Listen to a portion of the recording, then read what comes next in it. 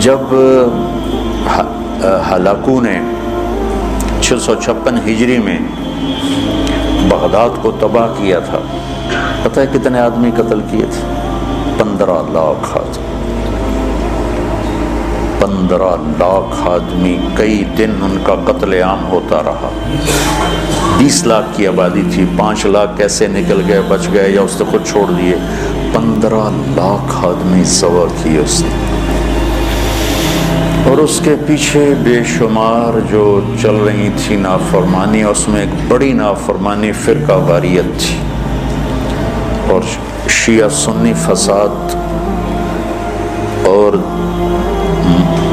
شافی حنفی فساد، مالکی حنبلی فساد۔ تو اہل سنت والجماعت ہو کر آپس میں اتنے لڑائیاں ہیں، اور مختلف جتنے بھی مکاتب فکر ہیں سب کے آگے مختلف مکاتب فکر ہیں، اور وہ آپس میں نفرتوں تک پہنچے ہوئے ہیں اور بغض تک پہنچے ہوئے ہیں۔ یہی حال بغداد کا تھا، یہی حال بغداد کا تھا۔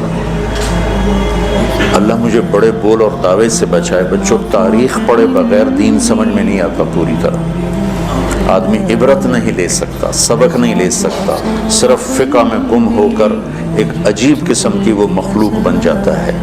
پورا قرآن سامنے ہو، پوری نبی کی سیرت سامنے ہو، تاریخ سامنے ہو تو فیصلہ کرنا آسان ہوتا ہے۔ بغداد کو تحت کر دیا ہلاکو خان نے، کہ اس کے پیچھے بڑا سبب یہ آپس کے روزانہ مناظرے ہوتے تھے۔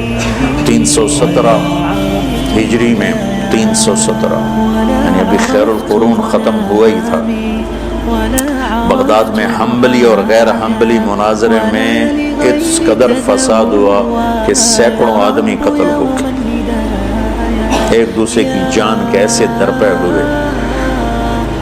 دونوں طرف سے اہل سنت ہیں لیکن ایک دوسرے کی گردنیں اڑا دی، اور یہ عام ہونے لگا۔ تو اللہ تعالیٰ کی طرف سے وہ عذاب بن کر آیا 656 ہجری میں۔ اس نے سارے بغداد کی اینٹ سے اینٹ بجا دی، اور ساری کتابیں اٹھا کے دریائے دجلہ میں ڈال دی۔ دریائے دجلہ کا پانی 1 مہینے سیاہ ہو کے بہتا رہا، اتنی کتابیں اس نے ڈال دی۔ اور اللہ نے ایسا رعب ڈال دیا مسلمانوں پر کہ 40 آدمی کھڑے ہوئے ہیں، اور ایک تاتاری مغل کہتا ہے سارے یہیں کھڑے رہو، میں تلوار لے کے آ کے تمہیں قتل کرتا ہوں۔ اس کے ہاتھ میں تلوار بھی نہیں ہے، وہ تلوار لینے جاتا ہے، وہ 40 وہیں کھڑے ہوئے ہیں، بھاگتے بھی نہیں ہیں، واپس آ کر 40 کی گردن اڑاتا ہے۔ میں مستند کتابوں سے البدایہ سے آپ کو بتا رہا ہوں۔ اللہ کے نبی نے 4 دعائیں مانگی، مسجد اجابہ، اب وہ حرم میں شامل ہو گئی، توڑ دیا اس کو۔ مدینہ میں، یا اللہ میری امت پہ تیرا ایسا عذاب نہ آئے جو انہیں ختم کر دے، اللہ نے کہا قبول ہے۔ یا اللہ ان پر کوئی زمینی ایسا عذاب نہ آئے جو انہیں ختم کر دے، اللہ نے فرمایا قبول ہے۔ یا اللہ ان پر کوئی دشمن ایسا نہ آئے جو انہیں مٹا دے، اللہ نے فرمایا قبول ہے۔ یا اللہ ان میں آپس میں اختلاف نہ ہو، تو اللہ نے فرمایا نہیں میرے محبوب، یہ قبول نہیں، اختلاف ہوگا۔ پیپر ہو رہا ہے، امتحان ہے، امتحان میں ہم دیکھیں گے کون حدود پہ قائم رہتا ہے، کون حدود کو پار کرتا ہے۔ تو اختلاف اس کائنات کی لازمی چیز ہے، مذہب کے نام پر بھی ہوگا، سیاست کے نام پر بھی ہوگا، اور چھوٹی چھوٹی باتوں پر ہوگا، اور صحیح نیت کے ساتھ بھی ہوگا اور فساد کی نیت کے ساتھ بھی ہوگا۔ تو جب میرا اللہ کہہ رہا ہے اختلاف ہوگا، پھر کہہ رہا ولا تفرقوا، اگر تم اختلاف کرو لیکن فرقہ واریت کا شکار نہ ہو۔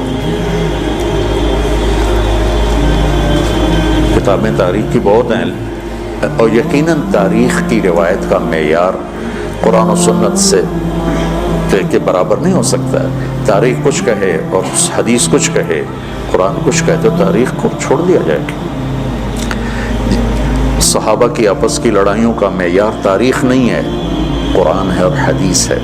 وہ انسان تھے، بشر تھے، ان سے خطائیں ہوئیں، لیکن میرے اللہ نے کہا کلن وعد اللہ الحسنى، میرے نبی میرا وعدہ ہے تیرا ہر صحابی جنت میں جائے گا۔ بس اس کے بعد ہماری زبانیں بند ہو جانی چاہیے۔ جن کو اللہ نے معاف کر دیا ہو، ہم ان پر زبان کھولیں گے تو ہلاک ہو جائیں گے، تباہ ہو جائیں گے۔